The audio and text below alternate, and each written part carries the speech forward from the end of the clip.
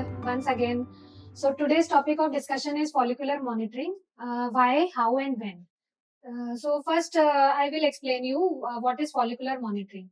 So it is a simple technique used by gynecologists to assess the ovarian status, uterine status, and the development of egg throughout the cycle of periods. So this is simply done using a ultrasound probe, which can be done either abdominally or it can be done by a vaginal probe.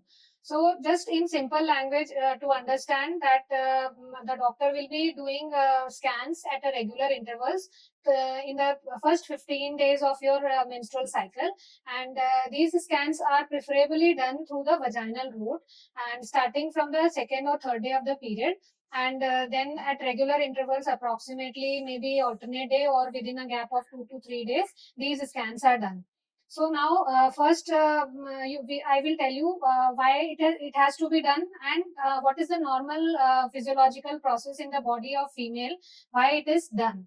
So, in a normal female's body, the reproductive organs consist of uterus, its fallopian tubes, and the ovaries, both the ovaries, right and left.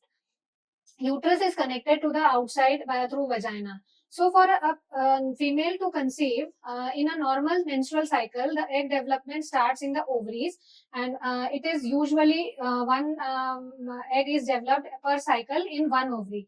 And it starts from the second or third day of the period, and gradually the egg develops. Once the cycle reaches between 11 to 13th day, if your cycle length is normal, 28-30 days, so then it ovulates, and after ovulation, embryo is formed, and that embryo is stick to the uterine lining. So for the assessment whether your ovaries are making eggs normally, your uterine lining is developing normally, so that you will be able to conceive, this needs a regular scanning at regular intervals, so that the doctor will come to know that your normal physiological things are happening properly in the body. So why it has to be done? Starting from second day of the period cycle, it is started, and on the second day, we look for 2-3 things. One is sometimes there are small cysts in the ovaries, or there is endometrioma if you are having any endometriosis, and any other pathology of ovary and uterus has to be looked for on the second day.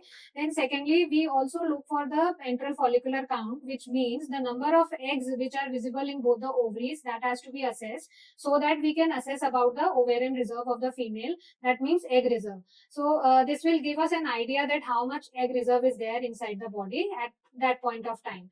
And thirdly, we need to assess about the sizes of the developing follicle which has started, so that we can decide whether some medicine has to be given to the patient for ovulation induction, or and what dose has to be given. So all these things are decided on the second day of the period on the follicular monitoring scan. Then after the second day of the follicular scan, the further scans, they are usually from 7th or 8th day of the cycle. And then after that, we usually do every alternate day. And this has to be done to assess the sizes of developing follicle as well as the endometrial lining. And for 3 or 4 or 5 scans are usually done in the 1 month of the cycle. So this is all about follicular scans, and this is a very simple technique, and nothing to worry about if you are advised to do a follicular scan. Thank you.